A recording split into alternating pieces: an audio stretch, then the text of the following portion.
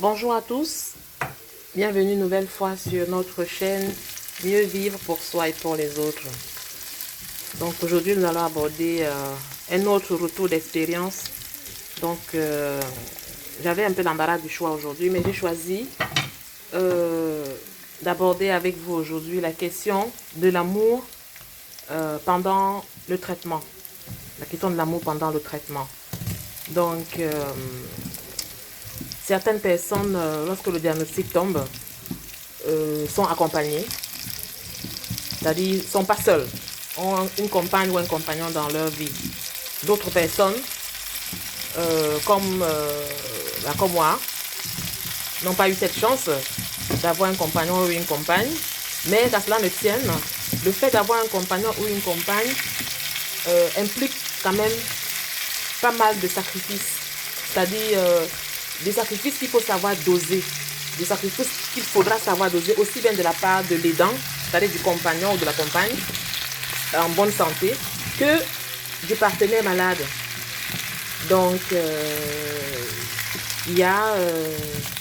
nous avons eu, j'étais en relation avec une dame qui, après le diagnostic et le démarrage des soins, a vite été confrontée au regard du conjoint. C'était le conjoint était complètement stressé à l'idée que son épouse prenne du poids parce que certains traitements de chimiothérapie font prendre du poids. Bon, c'est aussi un peu mon cas. Cette dame prenait beaucoup de poids avec les traitements difficiles et son compagnon lui a mis la pression. Donc, en pleine chimiothérapie, elle a commencé à avoir, à faire le régime. Donc, elle se met au régime. Et au lieu de se concentrer sur ses enfants, au lieu de se concentrer sur sa guérison, elle a cherché à plaire au conjoint.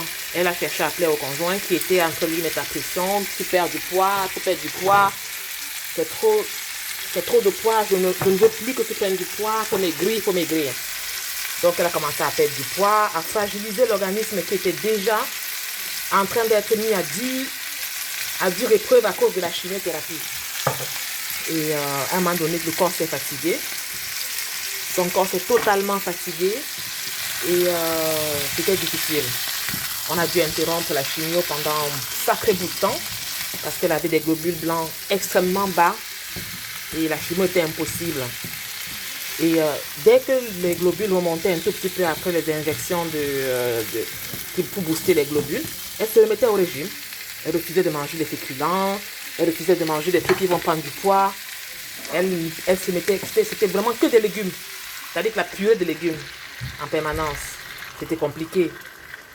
Et malheureusement pour cette personne, les conséquences étaient vraiment terribles.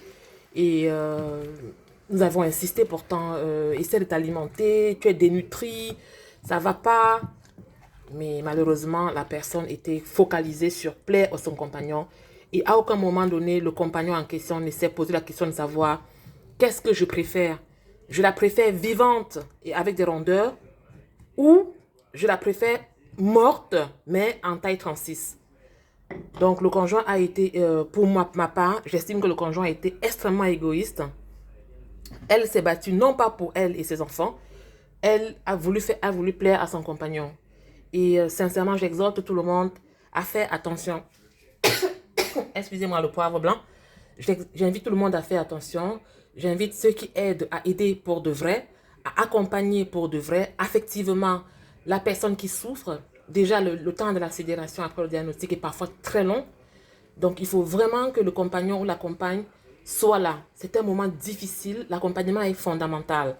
Bon, lorsqu'on n'a pas eu cet accompagnement, comme quelqu'un comme moi, c'est pas grave, on s'adapte, on fait avec. Mais celle qui est, ou celui qui est avec quelqu'un dans sa vie, peut espérer, ou on peut dire, est en droit d'espérer ce soutien.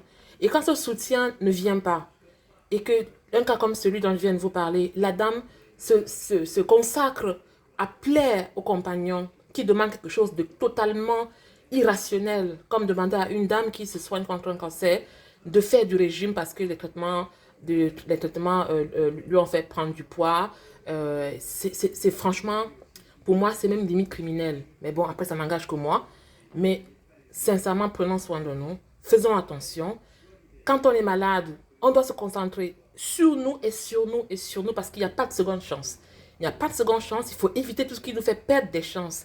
C'est-à-dire que lorsqu'on est mal entouré, c'est terrible. C'est terrible. Donc vraiment, je tenais à faire une petite vidéo sur cette thématique-là parce que ça me tenait particulièrement à cœur. Le défaut d'amour peut aggraver, peut entraver le traitement. Le défaut d'amour peut entraver le traitement, voire carrément l'anéantir, comme le cas de la dame qui malheureusement est décédée ici ici en région parisienne, est décédée. Voilà, le corps n'a pas pu supporter le traitement jusqu'au bout. Voilà, elle était complètement dénutrie et c'était pas possible. Les traitements sont violents, sont lourds.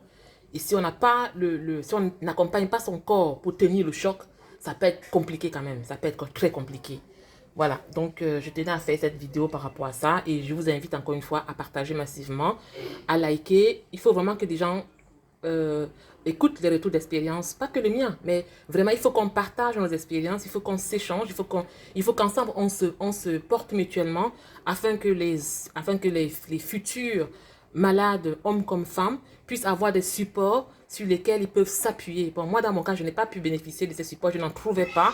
Et c'est ça qui m'a donné l'idée de créer ces petites capsules de retour d'expérience.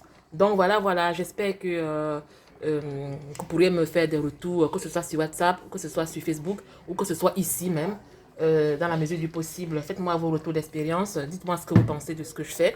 Dites-moi si, d'une manière ou d'une autre, je vous apporte quelque chose. Et juste un clin d'œil, vous avez vu que dans ma sauce là, dans les pommes de terre que je suis en train de faire, j'ai mis mon curcuma, hein, il est devenu, c'est mon allié. Voilà, c'est mon allié, hein, vraiment. Vous avez aussi vu que je m'éloigne du cube. Donc, j'ai grandi avec le cube bouillon, donc je m'éloigne au fur et à mesure. Ce n'est pas totalement encore le cas, mais je m'éloigne au maximum, voilà. Donc, je vous souhaite une agréable journée, partagez, likez et abonnez-vous à la chaîne. Ciao!